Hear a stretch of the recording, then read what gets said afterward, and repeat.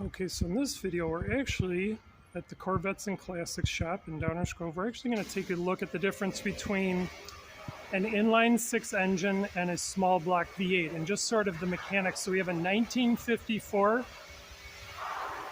250 Ford inline six, and this is sort of a farmer's truck. You know, this has been fully restored.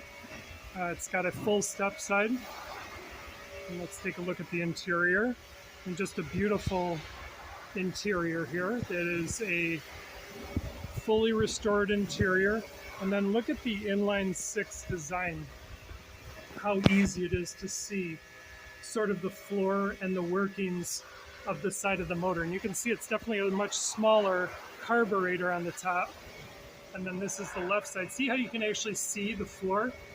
It's so in so much area, you can actually see the exhaust pipe running to the back there. And then you can see sort of the smaller carburetor design.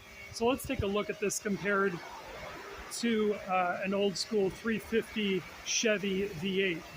So you can see why mechanics definitely get paid a little more to work on the V8s. There's just a lot more stuff to work on. It has got an interstate battery like my car has. So you can see, you cannot see the floor, and it's got a much larger two-barrel carburetor on the top. So let's take a look at the Ford F-250 one more time. So like I said, this is also an inline six design. You can definitely see how it's a lot easier, a lot simpler to work on. And the only reason I like the Ford's inline six design, I love the blue valve covers on the Ford.